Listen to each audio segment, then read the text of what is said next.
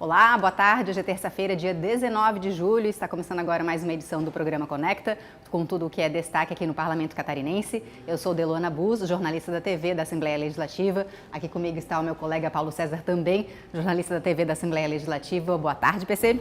Olá, Delona. Bem-vinda. Obrigado pela companhia. Olha só, aí você pode acompanhar a TV AL e o programa Conecta na Grande Florianópolis e Blumenau em sinal aberto. E para quem não está aqui na região da Grande Florianópolis ou no Vale do Itajaí, pode acompanhar também o programa Conecta pelo YouTube, @AssembleiaSC. Delona, e começamos aí com informações que não é só por essas plataformas. Exatamente, lembrando também que além dessas plataformas, o programa Conecta também é transmitido pela rádio da UDESC, a Universidade do Estado de Santa Catarina, na cidade de Florianópolis, Lages e Joinville. E para quem nos acompanha, a gente começa agora falando da reunião da Comissão de Finanças e Tributação, que foi realizada aqui no Parlamento na manhã de hoje, terça-feira, com a aprovação de vários projetos, inclusive um que trata da expansão de uma política estadual para o desenvolvimento da apicultura e meliponicultura aqui em Santa Catarina. Santa Catarina, que é um estado que já é destaque, inclusive vende internacionalmente o mel produzido aqui, né, PC? É isso aí. Olha só, existem algumas tipologias ou tipos de mel, Delona, que podem ser comercializados até R$ 250 o quilo. Ou seja, nós precisamos de um estímulo aí para essas famílias, porque não existe nenhuma catalogação de quantas famílias vivem da produção de mel, da apicultura em Santa Catarina, e esse projeto ele deve trazer esse estímulo aí para essas famílias que vivem dessa economia, desse fator da economia catarinense e que produz muito e de boa qualidade, de vários tipos, mas também, né, Delona, que vai trazer aí um incremento para a economia catarinense com uma organização por meio desse projeto de lei. Avançou, logo logo tem novidade. É isso mesmo, ele continua tramitando aqui então na Assembleia Legislativa e a gente segue acompanhando também a tramitação desse projeto. Além desse projeto, falando do mel aqui em Santa Catarina, os deputados também aprovaram um projeto que fala de novas regras de funcionamento para centros de saúde estética aqui no estado. Qual é o objetivo, PC? A ideia é reorganizar também e estruturar essas empresas, esses centros de saúde estética, porque havia uma dificuldade de interpretação de como seria o procedimento delas, principalmente na questão de documentação. O projeto de lei traz exatamente um esclarecimento sobre isso. Há necessidade de documentações, de funcionamento, como o alvará, por exemplo, que parece simples, mas que não havia aí uma prerrogativa legal. E aí exige-se também profissionais com formação ou graduação já especializada na área de saúde estética, além da exigência de equipamentos específicos, reconhecidos e homologados pela Agência Nacional de Vigilância Sanitária, Anvisa. Exatamente, esse projeto então também segue tramitando aqui no Parlamento e outro projeto que foi discutido na manhã de hoje aqui pelos deputados fala sobre a política estadual de resíduos sólidos, ou seja, a destinação do lixo produzido por todos os habitantes aqui de Santa Catarina. E a mudança é para incluir a oxirredução também dentro dessa política, e essa oxirredução é uma verdade, uma melhoria que prevê que o lixo não produza nem gases nem líquidos, PC. Exatamente. A gente tem um grande problema no estado porque a destinação do lixo produzido, por exemplo, aqui na Grande Florianópolis, vai para um depósito, um terreno ali na região de Biguaçu. E a gente percebe que esse tipo de resíduo, ele produz muitos gases e pode ser prejudicial à saúde humana e ao meio ambiente. Por isso, esse projeto de lei deve tratar aí de questões ligadas à redução desses gases e dessas substâncias, também para trazer uma melhor qualidade de vida para quem vive naquela região, no entorno, mas também para melhorar o próprio transporte e o recolhimento desses materiais nas regiões urbanas. Um assunto importante que a gente também vai continuar acompanhando e, inclusive, na comissão de hoje também foi aprovado um outro projeto, na verdade, uma proposta de emenda à Constituição que retornou para a Comissão de Finanças, que fala dos templos religiosos aqui em Santa Catarina. Prevê que esses templos não precisarão pagar o IPTU, o Imposto Predial e Territorial Urbano, mesmo quando estejam em estabelecimentos que foram alugados. Já é uma prerrogativa legal por meio de lei federal, mas a Constituição já previa isso, mas havia um pouco de confusão na interpretação. E aí essa PEC aqui da Constituição catarinense, né, que altera a Constituição catarinense, traz uma segurança jurídica também para esses templos, para as denominações religiosas de todas as áreas, então não específico para uma. E aí traz também uma segurança jurídica para quem vai compor essa questão de contratual, às vezes vai alugar um imóvel para poder tratar dessa questão dos imóveis, e aí os templos religiosos ficavam na dúvida, se é locado precisa pagar, o proprietário paga, nós pagamos. Então essa PEC, ela traz esse esclarecimento e possibilita aí para aprovação e também validação de uma lei federal que já prevê imunidade tributária para templos religiosos em todo o Brasil. Lembrando que todos esses projetos que foram discutidos na Comissão de Finanças e Tributação, a gente tem reportagem sobre esse assunto, está na nossa agência de notícias, www.alesc.sc.gov.br, e a reunião completa também está também no nosso YouTube, o YouTube da TV da Assembleia Legislativa, basta procurar por Assembleia SC. E na tarde de ontem a gente teve aqui na Assembleia Legislativa um seminário estadual sobre acolhimento de crianças e adolescentes. São crianças e adolescentes que foram abandonadas ou por algum motivo os pais não estão podendo criar essas crianças e elas ficam ou em abrigos ou com famílias acolhedoras. Santa Catarina já é destaque nesse sentido, sendo que no Brasil todo é em 7%, né, PC, o número de famílias acolhedoras. Em relação às crianças todas que estão em abrigos, 7% delas estão com famílias acolhedoras no Brasil.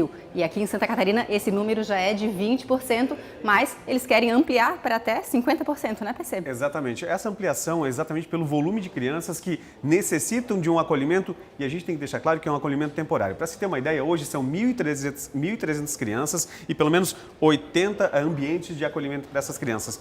Não são exatamente crianças que são retiradas e não possam retornar para a família. Estão em processo sob júdice e aí nessa tramitação a necessidade de um período de acolhimento.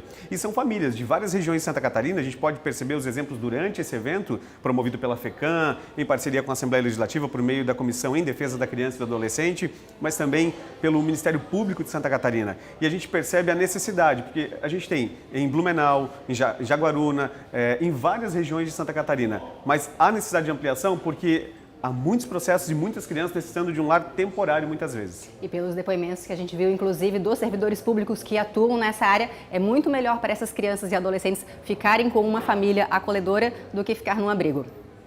E a gente a nossa reportagem conversou com representantes do Ministério Público e também da Federação Catarinense de Municípios, que estavam ajudando a promover esse evento junto com a Assembleia Legislativa, e você pode acompanhar agora as palavras deles. É um tema muito sensível, muito complexo e que exige um cuidado especial e temos trabalhado isso tanto com relação à qualificação do acolhimento institucional, o modelo de abrigo, como também e sobretudo no fortalecimento e na expansão dos acolhimentos familiares, a família acolhedora, que é muito mais protetiva, que é muito mais garantidora de direitos para a criança. Essas videoaulas elas vão tratar de todos os temas que perpassam o acolhimento familiar, inclusive com depoimentos de crianças, adolescentes, equipes técnicas e famílias acolhedoras. Essas videoaulas estão disponíveis no site da FECAM, foram produzidas pelo grupo de trabalho e a nossa ideia é trazer informação para os municípios para que eles se apropriem e utilizem esse conteúdo nas suas formações e no debate sobre o assunto. Cabe a nós cada vez mais buscar informações, buscar conhecimento e entregar lá na ponta dos municípios. Aqui hoje nós estamos com o secretário de Assistência Social, nós estamos com o Serviço Social, nós estamos com a rede do município que faz o acolhimento das crianças e adolescentes.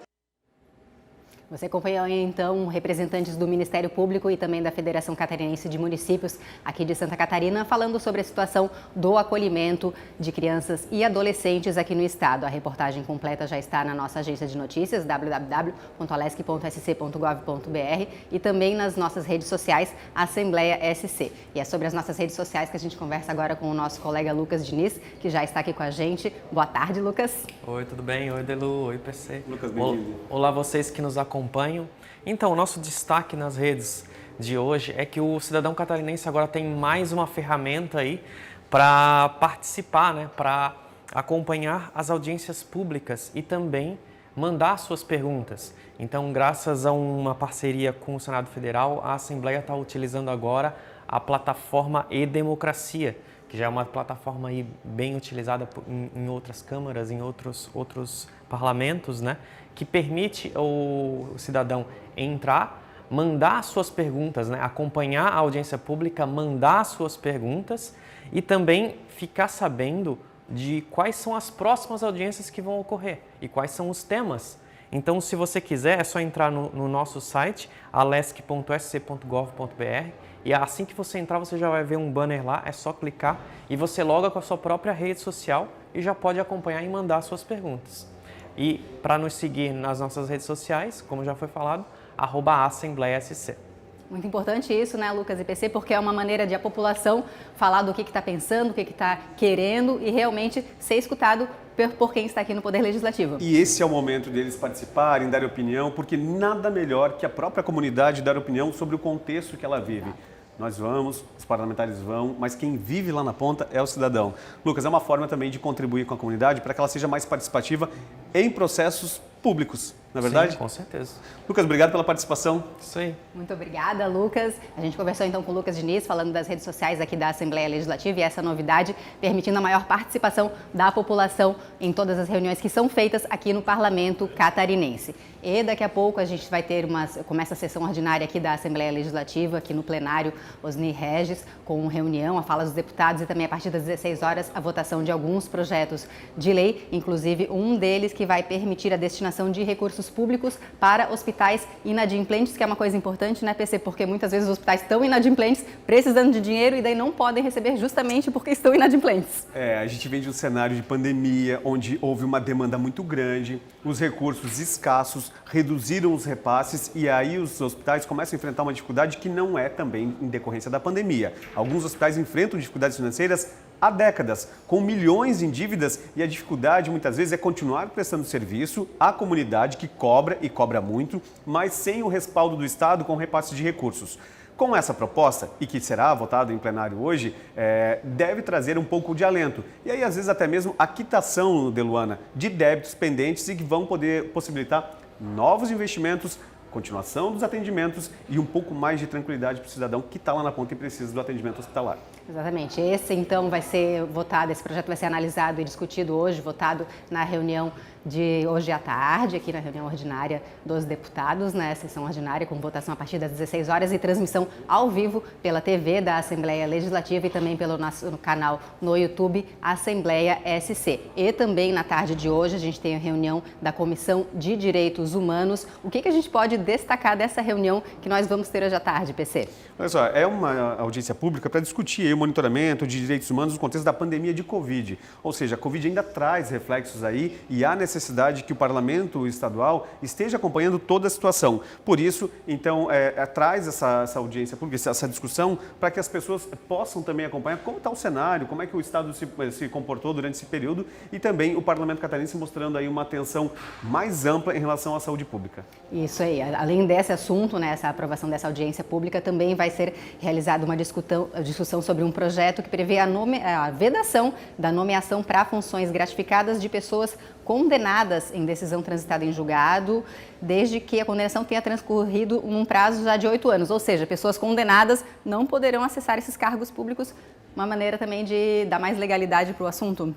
Exatamente. Esse é um projeto que foi bastante discutido aqui no Parlamento Catarinense por conta exatamente dessa questão de transitado em julgado, já houve condenação, não tem mais recursos. Então, a partir do momento que a pessoa já foi condenada por crimes específicos e que possam estar aí sendo indicados ou nomeados em cargos de comissão ou até mesmo cargos efetivos, deverá ter uma reavaliação aí sobre o posicionamento dessas pessoas no serviço público. Nada mais justo diante do tipo de crime que possam ter praticado ou ter sido condenado e que pode trazer um reflexo muitas vezes negativo, não só para o grupo em si, mas para a própria instituição que eles estão envolvidos. Exatamente. Esse projeto, então, vai ser discutido nessa reunião da Comissão de Direitos Humanos, que vai ser realizada na tarde de hoje. A nossa equipe também vai fazer a cobertura e depois estará disponível nos nossos canais de comunicação. E ainda no dia de hoje, a partir das 7 horas da noite, a gente tem o lançamento de uma frente parlamentar sobre segurança alimentar e nutricional aqui em Santa Catarina. Segurança alimentar, na verdade, é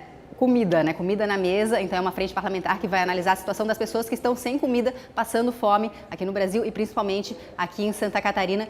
Pela justificativa apresentada para a formação dessa frente parlamentar, tem aumentado o número de pessoas com fome aqui em Santa Catarina também, como em todo o Brasil, justamente depois desse período de pandemia também, né, PC? Exatamente. A gente tem um reflexo aí de uma crise econômica já de décadas se arrastando e que agora chega aí ao Brasil e afeta aí a população brasileira.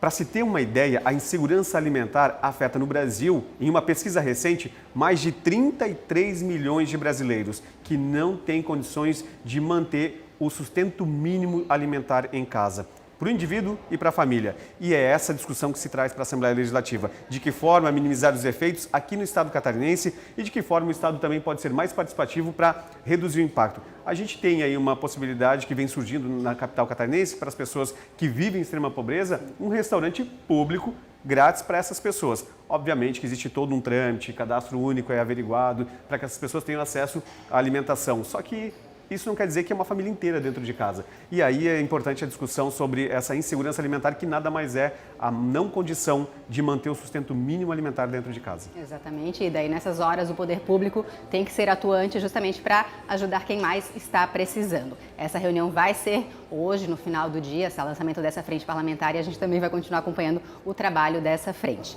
E na Assembleia Legislativa está aberta atualmente uma exposição chamada Quarantine, falando sobre os efeitos das doenças nas pessoas. São vários quadros que foram pintados por um artista que também é médico, que dava essa notícia de doença para essas pessoas e verificava que elas ficavam muitas vezes chocadas com essa notícia, e ele conseguiu passar isso para as telas, uma exposição que já está aqui no hall da Assembleia Legislativa e fica durante alguns dias, PC.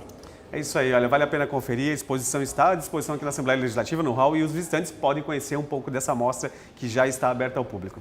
Deluana, por hoje é só. Isso aí, PC. Uma boa tarde para todos e continuem com a nossa programação. Até a próxima e não deixe de nos acompanhar pelas redes sociais e também aqui pela TV AL e Rádio Desk. Um abraço e até a próxima. Boa tarde.